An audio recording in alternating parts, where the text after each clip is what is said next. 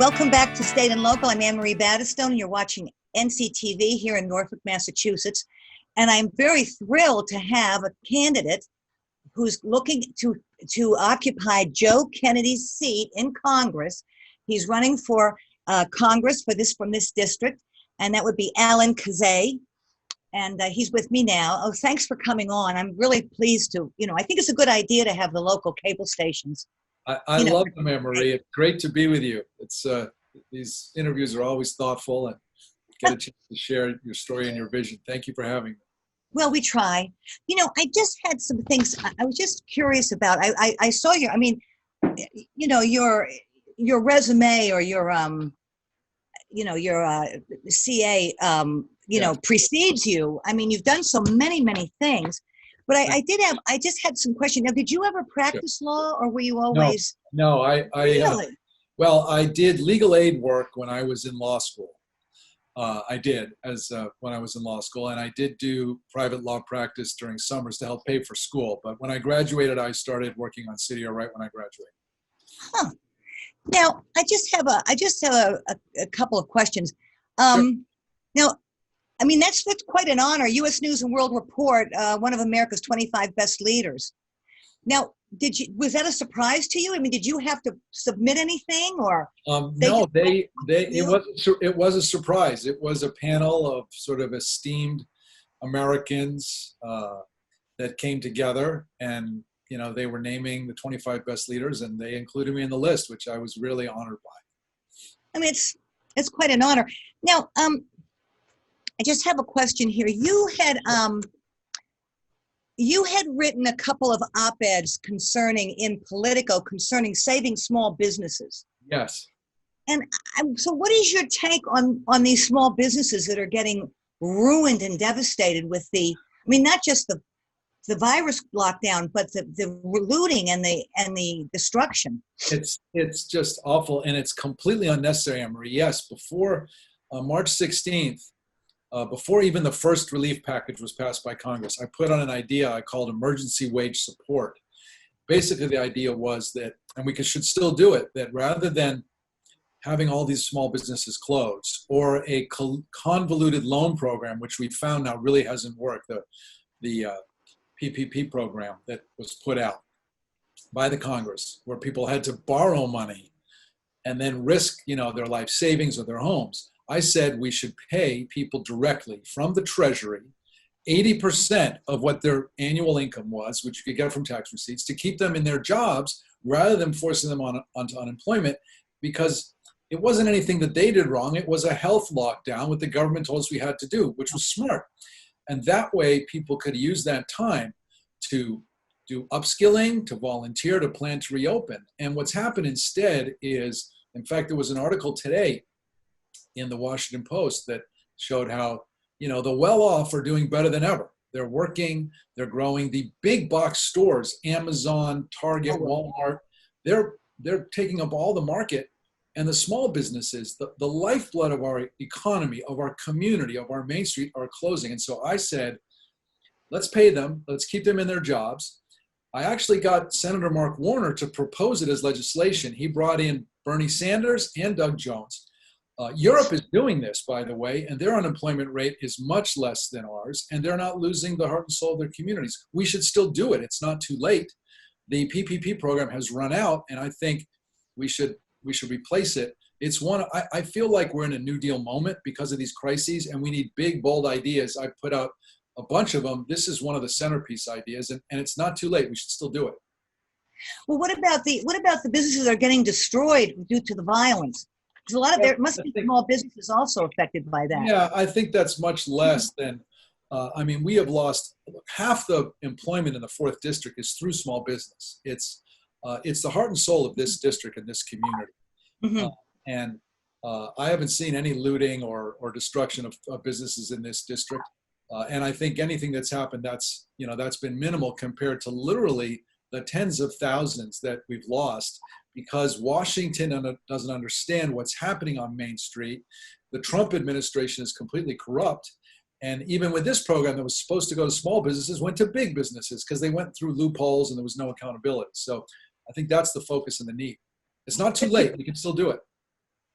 But you would be in Congress, and would you be? I mean, are you in fact? I mean, I feel as if we're losing these cities, and I mean, not just psychologically, what it's affecting people and people trying to get away and escape, but just physically. And so, if you, when you're, would you vote for the? I feel as if somebody should step in and stop this. It's just going on. I mean, how many days has it been in in Oregon, in Portland? It's been, I mean, it's been day after day. I mean, don't you think this should be stopped? I Well, mean, I think that I look at the larger picture, Anne Marie, which is what's inspiring to me is that in response to the brutal killing of George Floyd, 8 minutes, 47 seconds, literally the life squeezed out of him, and the other killings, there's been this extraordinary racial justice awakening in our country with millions of people peacefully protesting all across the country, coming together from all different backgrounds, saying we must deal with systemic racism, we must be a country of racial justice. And that to me is inspiring and important. And that's happened all across this district as well. There have been peaceful protests from Brookline and Newton all the way to Taunton, Franklin, and Fall River. People recognize that we have to confront this scourge of our past, and we need bold new policies to address it, which I've proposed. We need criminal justice reform, we need economic justice, we need public health justice. And I've proposed with Cornell William Brooks, who's the past president of the NAACP, that we have an American Commission on Truth, Justice, and Reconciliation, chartered by Congress with $50 million to be able to hold hearings around the country, tell the truth, and have a staff working with moral leaders, people like Brian Stevenson or Mitch Landrieu, who's endorsed me, which I'm honored by, Cornell William Brooks is endorsing, which I'm honored by, to say, what do we need to do to address systemic racism? What do we need to do to improve our public health, our public education, our criminal justice, and our economic situation? And I think if we did that, we could take this energy and make sure that there's something done. I've served on 2 federal commissions in my life, and I know this works. So that's what I would propose if I were in Congress today. well, do you think people are really? Do you think they will really listen to people who disagree with them? I mean, I feel like there's an authoritarianism of language now that portrays one side as regard. I mean, I don't believe that this destruction has anything to do with George Floyd. I think it has to do with getting stuff. And I mean, it's and then the other side is supposed to perpetually accept this status of being evil. I mean, Well, I think so. Extreme. So. I have an idea for that too, which is I think we should have 1 million people in national service. So I started the City Year program, which is 50 people. We brought together in Boston from all different backgrounds and neighborhoods. And the idea was to show that how national service could take the idealism of young people, put it to work, have them discover what I like to call their justice nerves, use their energy to solve pressing problems, fixing our schools, fighting poverty, caring for our elderly and veterans, preserving our environment, and helping to complete the civil rights movement. And that's worked. City Year today is in 32 cities. We've gone from 50 to over 3,000. That exists now? You have that in place? Oh, absolutely. It's grown and grown and grown. We serve more than 200,000 school children every day. And we were the model and inspiration. And I helped build the movement to create the AmeriCorps program. And 1.1 million people have now served in AmeriCorps. And it does heal divisions. 93% of AmeriCorps alumni say that after their year of service, they are confident that they can work with, befriend, and be in community with people from fundamentally different ethnic and cultural backgrounds. 80% say that if confronted by a problem in their local community, not only have they gained the confidence to solve it, but they can recruit a diverse group of people to work with them, hand in hand to solve it. So I think that I've seen this work. When you put people in service together, serving side by side for the greater good, for the community, we find out our diversity is our biggest strength. We learn to talk to each other with respect, even if we disagree. And that's why I'd like to see 1 million people. And you know what? We need it, because you talk about unemployment for 18 to 24-year-olds, the millions that just graduated from college or from high school that aren't going to college, their unemployment rate is still in the low 20s. I mean, it's coming down for other people, but for young people, rather than having them unemployed, let's put them to work in good service jobs. Well, yes, I mean, because I mean, to go back to what I had originally said, I mean, there's an awful lot of jobs. I mean, just the people that lost their jobs because these stores have been ruined. I mean, Anne Marie, that's a very small Just number. these people You alone. keep hitting that point, but it's a very small number. I mean, there are almost 50 million people have filed for unemployment. So the number Well, of part of that's the COVID. well, of course it's COVID, but that's the big issue. I mean, you keep talking about the looting of a few stores, and I think, and you say it wasn't George Floyd, it was George Floyd that sparked it and this history of racism. But I mean, that is a very small number of people. You have to look at the bigger picture here, which is tens of millions because of COVID, because our government didn't do emergency wage support. They did a silly loan program that didn't work. Because right now, we're about to lay off, including in Norfolk. I know I've put together a plan for the district. I've actually taken the time to talk to hundreds of voters all across the 34 cities and towns. I have a plan for each individual city and towns. We're actually releasing it tomorrow. And I know Norfolk, you're proud of your public education system. It's a great public education system. But like everybody else across the district, you're worried that you're going to have to lay off your teachers because, of tax revenue coming down because of the virus. Well, we need to pass the HEROES Act. We need to give states funding to keep people in their jobs. It's insane to be laying off teachers right now when we're trying to figure out how do we even safely open schools. So I think that's the stuff we got to focus on. And there's things that we could be doing right now if we had a government that worked. Unfortunately, the Trump administration still doesn't take the virus seriously. We have no national strategy. We have 50 states competing with each other. How did you feel about blocking flights from China? Well, again, don't you think that helped? Well, I don't think the rationale was look, Trump launched this trade war with China, which was stupid. It hurts our farmers. It just escalates tension. He did it all for his own, I don't know why, ego, or just because he wants to show he's so-called tough. We need to be working with all countries around the world to fight this pandemic. It's global. It's 165,000 people in America have tragically lost their lives unnecessarily. I mean, other countries had a national strategy. They did a national lockdown. They actually told their people they needed to wear masks instead of holding rallies where people don't wear masks. And then Herman Cain dies 2 weeks later. I mean, this is so irresponsible. And now Trump is saying he's not going to fund the post office because he doesn't want people to vote. I mean, this isn't democracy. This is a sham, and we have to end it. Not going to fund the post office to keep the voting by mail. Yes. Down. Yes. I think a lot of people. I would never vote by mail. I would never do that. Well, I think that's fine. If you want to choose to vote in person, that's fine. But surveys have shown that upwards of 50% of the American people want the option to vote by mail because they don't want to take the risk, and they shouldn't have to. I've seen that. Thank you. Voting is a fundamental right, and we can do it. The Postal Service, which was invented by Ben Franklin, by the way, is an extraordinary American institution, and those workers are dedicated. All through the pandemic, we've been getting our mail. It hasn't stopped. But now Trump doesn't want to fund it because he knows if everybody who wants to vote can vote, he loses, and he loses big time. It's just one more step of him trying to undermine our democracy, and we can't stand for it. They have to fund the Postal Service. I even want to go further. Well, he wouldn't be shutting it down.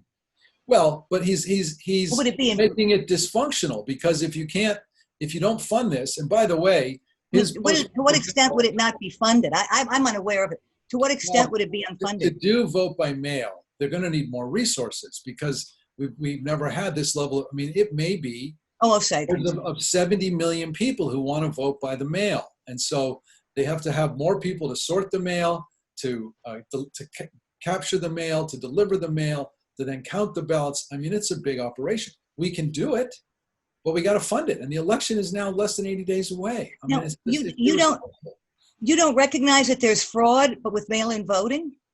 Again, we've done now mail-in voting. Massachusetts is doing it. We've done it in many other states. Again, these things are such a canard. You point on like the small little thing. There's a way to do this safely so that there won't be fraud, and it'll be fine. Many states have done this already. I mean, Kentucky did it. Kentucky did it, and they did it fine.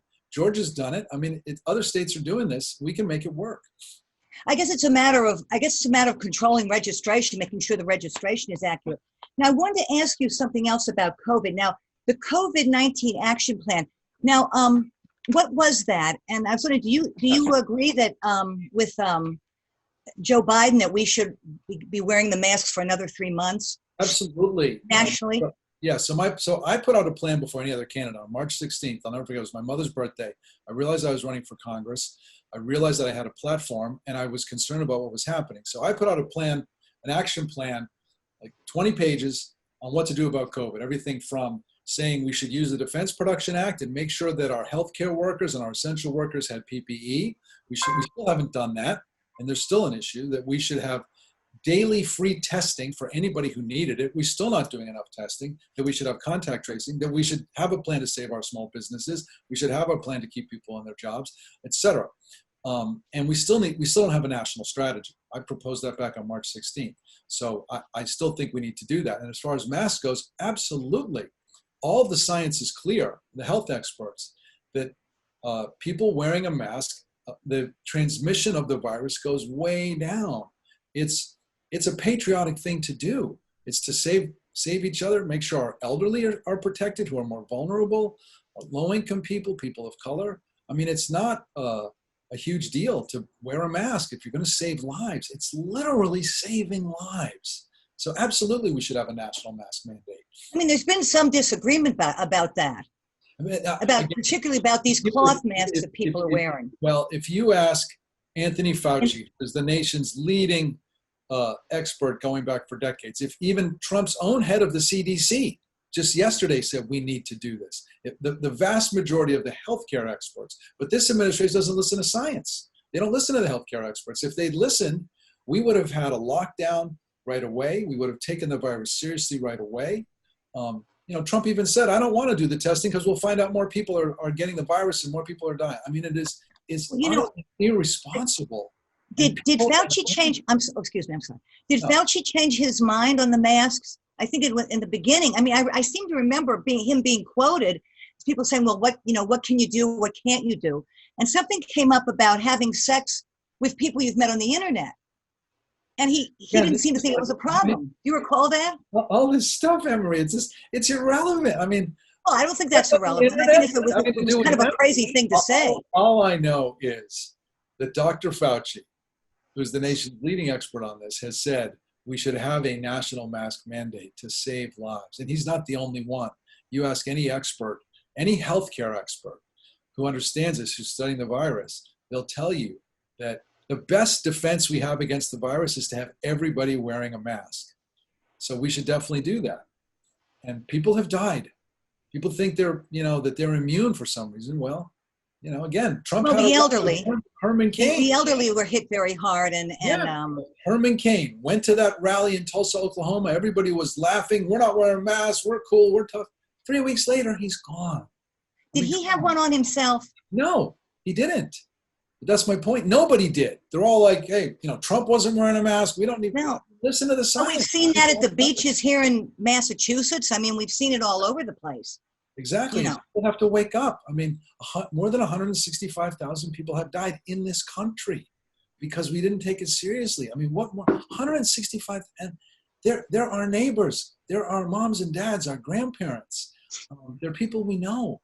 I mean, this is a small ask for people. As I said, it's patriotic to wear a mask. I mean, during the Depression and World War II, we did a lot more rallying, and that's we have to have that kind of spirit now that we're all in this together. We can beat this if we have a national strategy, if we take it seriously, if we invest the resources. We can come out of this a stronger country. But it starts with having that strategy and everybody doing their part. Everybody has to do their part. That's the big opportunity here. Well, you're right. I mean, a lot of people do kind of scoff at it. Tell me, maybe you can explain this to me, because I'm sure you followed it. What exactly is the issue between the House and what Trump wants to do with the supplemental payments? Well, what is that? Yes. So what it is so the Democrats proposed, and the Republicans initially agreed, that people on unemployment would get $600 more because of the virus and the economic shutdown. And they've been in a stalemate now. It's critical for the economy. First of all, people need it. to just pay That went through, though, didn't it? That went through the for quite first a one while. did, but then it ran out. So initially, again, Trump initially said it's going to magically disappear. This will be over by the spring. That was what they said at the beginning. So they passed this, and it was set to go into July. It expired in July. They haven't renewed it. Clearly, we're still suffering from the virus. The economy hasn't rebounded for so many workers, especially for essential workers, for low-income workers, for people who make less than $20 an hour, for people who work with their hands, who can't afford to work from home.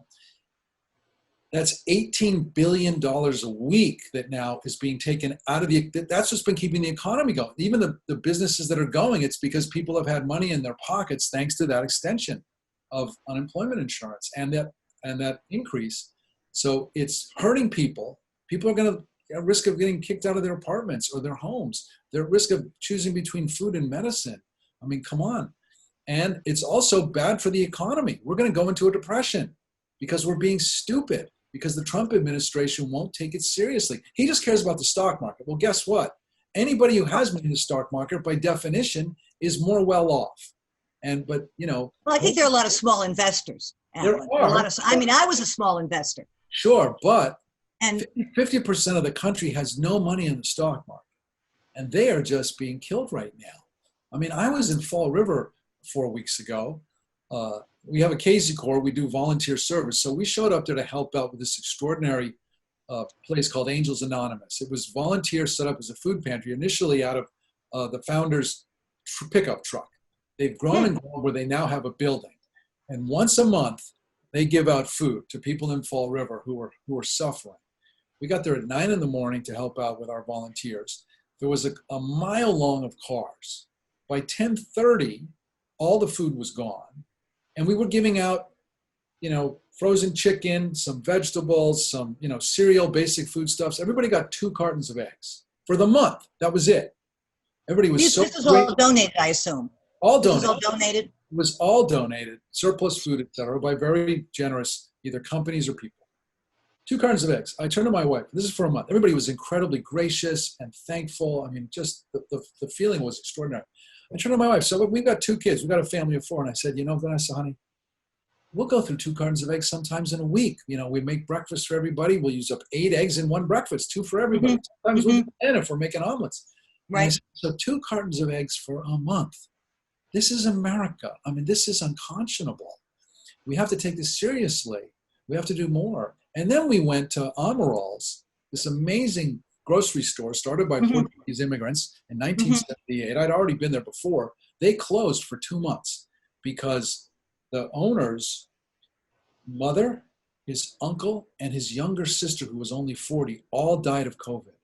All 3 of them in the same family. I mean, it's a tragedy. And so they had just reopened. So we went just to say thank you for reopening. And I talked to David, and he said to me, Alan, and he suffered a lot. He's lost his mother, his uncle, and his younger sister. He said, during this pandemic, I know we're not going to end all extreme poverty. That's probably not possible. But can't the message of this be that we have to reach out to one another, that we have to have more compassion, that we have to take care of each other? Why can't that be what our society is about? And to me, Anne-Marie, that is the lesson of this. We have to come out of this crisis with a more compassionate country, with a more kind country, with a country that feels like we're all in this together. Well, we are going to take care of each other. We can do that if we choose to. But there's been a lot of animosity. There's been a real separation. There's been like a real segregation of people. And I mentioned this a little earlier, where there's this blanket view of one side and another side that feels that they have the answers, and everybody else, that the monuments are symbols of racism, or that I think that's in Washington, D.C. That flame is fanned by this president who knows that he only wins if he can divide everybody. It's fanned by cable news where they're trying to get ratings and clicks. As I travel, and I've been to all 34 cities and towns in this district, I've talked to a lot of people. I don't hear that. I hear what I heard from David and Amos. I don't think we're not getting a lot of monuments torn down in this district. I mean, I think people look and see it, and I think people are very offended by it. Well, no, I think, look. Very hurt by it. Mayor Mitch Landrieu began, and I'm honored he's supporting me. He was the first to take down the Confederate monuments in New Orleans. It's because he's really close to Wynton Marsalis, great jazz artist, who explained to him why that was so offensive. So, and he took a big risk. His life was threatened, but you know what? It was so recognized. He got the Kennedy Profile and Courage Award, and now, thankfully, other people, because these are not monuments. They're a statue to a racist past that we have to end. So, but that assumes that person in the statue didn't do anything else but own slaves. That he did no good, doesn't it? Yeah, but no. If you talk to people, of color especially, to see a statue of Jefferson Davis, who was the president of the Confederacy. Well, the Confederacy you're right, about specifically Confederate monuments, but Lincoln's been defaced. I don't know which city I saw. It was just appalling to me. And I guess they were upset because you can find, again, let's look at the big picture. Of course, you can find one small example of somebody who maybe. Well, no, I don't think my points are. But you have to look at the larger issues, which are. I think that's a pretty big issue. I think you have to take into consideration people's feelings. I know there was some issue about the artist had put a slave at the foot of Lincoln's, and I can't remember where this particular statue was. Well, that was a different time. That statue wouldn't have been erected now, but it doesn't deserve to be taken down. It doesn't. Well, I think in that one. And defiled, FU and all kinds of. Well, yeah, but that's. It lacks. There's a lot of. It lacks complete dignity on the part of the people that are writing these swears all over it. It's. But Anne-Marie, people have been killed. George Floyd literally had the life squeezed out of him as he begged and asked for his mother. Ahmaud Arbery, Breonna Taylor, Rayshard Brooks. Now it's, you can be jogging if you're black and you can be killed. You can be jogging and be killed too if you're white. Sure. It's not all one. Yeah, but it's not as. I see a lot of people. Look at those horrendous things that happened in Central Park. Well, in Central Park, yeah, there was an African American man who was just out birding, and a woman freaked out and. That's recent. Yeah, but even. And then there was that young woman this was some years ago. There was I don't know how many boys there were that attacked her. But there are a lot of places people don't go anymore because they're just plain afraid. Well, yeah. And that I think is really sad. Well, Anne-Marie, though, the statistics are clear that if you are African American, you are much more likely to be pulled over. You are much more likely to be a victim of violence because of racism. Our prisons it's insanity. But with all due respect, 93% of blacks are killed by other blacks. Everybody knows that. That's not true. They're not killed by whites. That's not true. I've never heard it. You're the only first person I've heard to deny that. No. It's a statistic that's come from all kinds of records and information. We see them in Chicago killing each other, and you don't hear a peep from anybody. Well, yeah. In a weekend. You hear a peep from people. The reason is because we've had such a history of racism that people in Chicago, and I've been there to the South Side. I've worked there. We started City in Chicago 25 years ago. I've walked those neighborhoods. There is no opportunity. The school system doesn't work. There are no jobs. People are suffering. So people end up turning to situations where they don't have another alternative because we haven't done anything to get at the systemic racism or give them opportunity. My agenda is about that. It's about putting 1 million young people into national service. It is about emergency wage support. It's about, I have another idea, which I'd love to see happen, which I think we can do, which is about giving people access to the American dream. I would like to have the federal government, paid for by the estate tax, put $15,000 into a child savings account for every child born in America.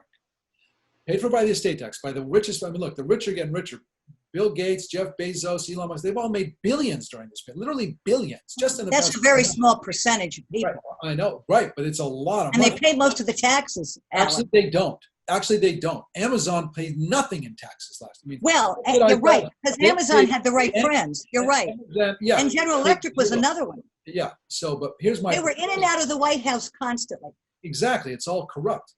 Here's my proposal. That was Obama. No, this is under Trump. $15,000. You put $15,000 in a child savings account. At very average safe market returns, by the time that child is 19, it's worth $50,000. But here's the kicker.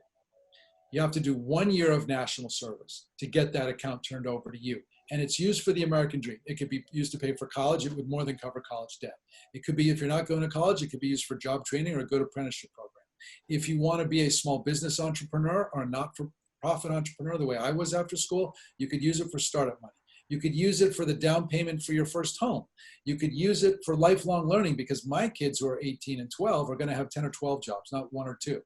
You could also use it for emergencies, as we're seeing now. Half the country is $500 away from an emergency. The emergency called the pandemic hit, and that's how we have these lines at food banks and people who are scared of being kicked out of their homes. So, well, I'm sorry to interrupt you.